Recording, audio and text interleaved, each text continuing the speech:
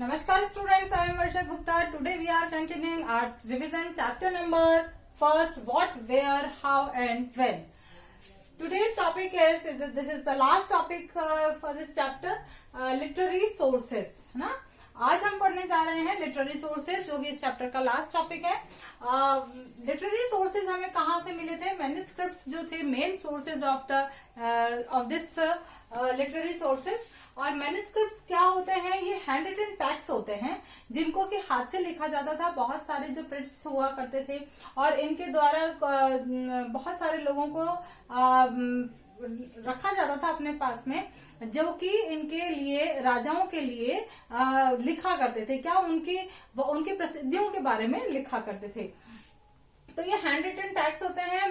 मेनू का जो वर्ड है, इसका लैटिन वर्ड है ये, और इसका मतलब होता है हैंड, है ना। Written on a palm leaf a specially prepared bark of a tree. जो बिर्च का एक ट्री होता था वो उस पर ये लिखे जाते थे, उसकी जो छाल होती थी उस पर लिखे जाते थे, और पर्चमेंट्स होते थे। Many manuscripts were preserved in temples and monasteries. बहुत सारे जो ये मैन्युस्क्रिप्ट्स हैं वो आज भी, वैसे तो काफी सारे थे जो तो खत्म हो गए हैं, डिस्ट्रॉय कर दिए गए थे, लेकिन बहुत सारे मैन्युस्क्रिप्ट्स हैं जो कि अभी प्रिजर्व हैं इन टेम्पल्स और मोनास्टरीज में के रूप में। These manuscripts fall under the two categories. इनको हम टू कैटेगरीज के अंदर डिवाइड कर सकते हैं, and first is religious and second is secular. Religious manuscripts क्या हुआ करती थी? These script describe religious beliefs and rituals.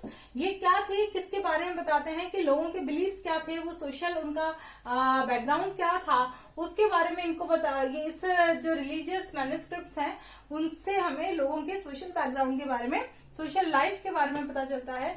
ज्यादातर जो ये रिलीजियस मैन्युस्क्रिप्ट्स थे ये हमें जैसे कि एक एग्जाम्पल इसका है वेदास, और इनके अंदर हमें जो उस समय के लोगों के जीवन की, लाइफ स्टाइल के बारे में समझाया गया है, उसकी जानकारी मिलती है।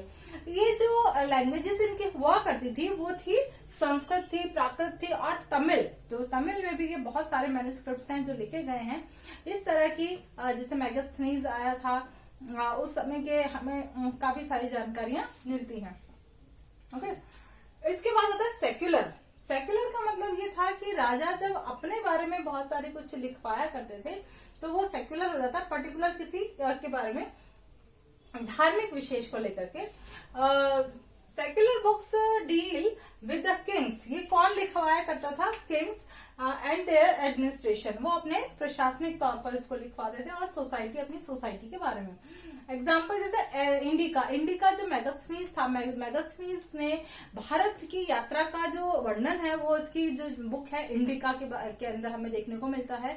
इंडिका बुक के अंदर उसने भारत के अलग अलग जगहों का वर्णन किया है, यहाँ के लोगों की जीवन शैली का वर्णन किया है, यहाँ के लोगों के धार्मिक क्रियाकलापों के बारे में इसमें वर्णन किया गया है। तो ये जो सारे थे वो क्या थे? पर्टिकुलर, क्योंकि मेगास्थनीज ने भारत के बारे में वर्णन किया, तो ये सेक्युलर जो मैन्युस्क्रिप्ट्स थे वो कहलाते हैं।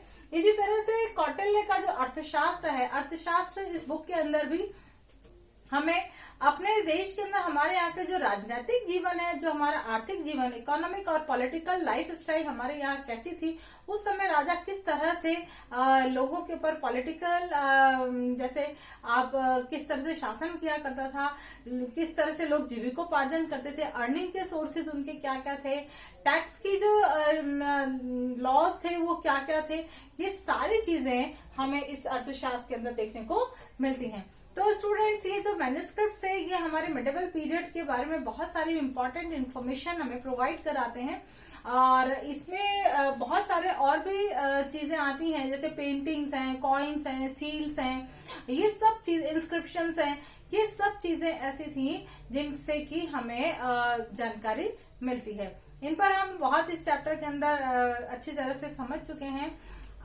इसी के साथ स्टूडेंट्स हमारा ये चैप्टर फिनिश होता है, और इसके जो शॉर्ट क्वेश्चंस हैं, इंपॉर्टेंट क्वेश्चंस हैं, वो आपको अभी तो हम नेक्स्ट वीडियो में तो मैं आपको इसके क्वेश्चन आंसर सेंड करूंगी, लेकिन आगे के जो वीडियोस हैं उनके अंदर शॉर्ट क्वेश्चंस के एक सैंपल पेपर्स भी आपको सॉल्व कराए जाएंगे। Okay students, thank you and have a nice day.